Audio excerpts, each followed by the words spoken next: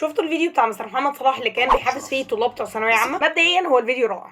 ثانيا بقى، حد لما شاف الفيديو قال لي طيب ما هو مش معنى ان انا ما استسلمش ان انا كده هوصل، يعني ما احنا عارفين كلنا نظام التعليم في مصر او الثانويه العامه المصريه، يعني انه ما فيش حاجه اسمها ان انت تحسن مجموع او تعيد السنه. المستر كان بيقول يعني انه لما كان نفسه بتامره بان هو يستسلم او كده، انه كان بيقول لها ما نكمل احنا مش هنخسر حاجه. يعني رد فعل الشخص اللي شاف الفيديو اللي بيقول لا هخسر لان احنا عندنا ما فيش اعاده، فممكن ان انا ادخل السنه اجيب مجموع وحش وكده خلاص خسرت. خلينا نقسم الطلاب لنوعين. في طالب عمل اللي عليه وسعى وعمل كل اللي ربنا امره عليه، فده كده كده بالنسبه له هو مفيش جديد، ما عادش مفيش جديد، هو انت عملت كل اللي عليك، حتى لو قعدت 10 سنين مفيش حاجه تانية تعملها.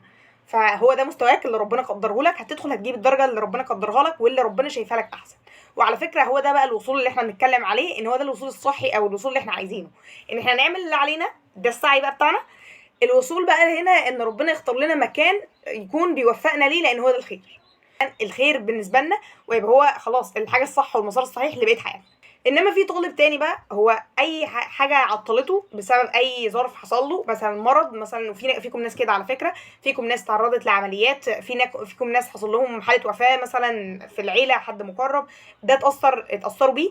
فمعنى ان انت يحصل لك حاجه خارجه عن ارادتك هي دي اللي تعطلك عن المذاكره، ده معناه انه لو انت عدت ممكن يبقى عندك فرصه اكبر بان انت تجيب درجه احسن. تكمل السنه بقى صح وهتكمل السنه الجديده زي زمايلك تاخد فرصه كامله، فوقتها لا، انت لو دخلت الامتحانات وقتها انا شايفه ان انت بتظلم نفسك. الشخص اللي ما حصلوش اي عائق وهو بيذاكر والدنيا تمام بس شايف نفسه مش تمام مش كويس، لا انت تدخل الامتحانات لان انت عملت اللي عليك. على فكره في ناس كتيره جدا كانت شايفه ان هي لما تدخل الامتحانات هتجيب درجات وحشه، لقيت ان هي لا، ربنا كرمها بدرجات اعلى من اللي هم. انا ولا لا تستسلم ولا لا؟ لو نفسك بتامرك بالاستسلام ده طبيعي لان كلنا نفسنا ضعيفه، ولكن السمه بقى اللي انا عايزاك تتمسك بيها دي اللي هي الاصرار والسعي دلوقتي، واخلاصك لعملك، انك تعمل المطلوب منك دلوقتي ومن غير ما تسال على اي حاجه تانية ولا تبص على النتيجه خالص. في نوع كده معين من الطلبه هم مش بيذاكروا عشان هم مش بيذاكروا، يعني هم مش عايزين يسعوا، او هم مش بيذاكروا مش بيعملوا عليهم عشان هي دي صفاتهم الشخصيه، ان هم بيلتزموا بالاستهتار مثلا، او هم مثلا ما بيحبوش المذاكره.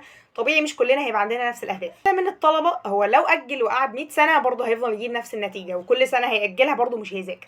وعلى فكره ده يعني اسوأ نوع منهم، لان حرفيا انت بتبقى ولا عملت اللي عليك مثلا اللي ربنا امرك بيه خلال السنه، ولا حتى حاطط هدف. مره سمعت مستر محمد عبد المعبود في فيديو كان بيقول عن يعني ان الشخص اللي ما خدش فرصته كامله، او ان هو شايف ان هو ما اداش اكتر حاجه ممكن يديها، وعارف نفسه ان هو ممكن يدي اكتر، ايه المشكله لما ياخد فرصه تانية ويحسن او كده. بس طبعا نظام تحسين المجموع ما بقاش موجود عندنا. اتمنى ان النظام ده يرجع، لانه لو رجع ممكن ناس كتيره اصلا تلاقيها ان هي لا عايزه فعلا تحسن مجموع، عايزه تعيد ماده معينه او كده. عموما انا عارفه ان فيكم ناس مأجله وفيكم ناس اسمى. سواء انت كده كده مأجل او هتكمل السنه، حاول ان انت تكمل مذاكره من دلوقتي طبيعي جدا، وتستعد للامتحان طبيعي جدا كانك داخل الامتحانات. والله وقتها لقيت الدنيا يعني صعبه عليك وان انت فعلا مش عارف تذاكر خالص او فعلا مش عارف تحل، وقتها تبقى تأجل. لكن ان انت تاخد اساسا الخطوه وتبطل مذاكره من دلوقتي وزمايلك بيذاكروا، دي مش خطوه كويسه. بنخلص خلاص السنه، فيا رب كلنا اختم لنا بالنهايات الجميله يا رب، ونطلع كلنا مبسوطين.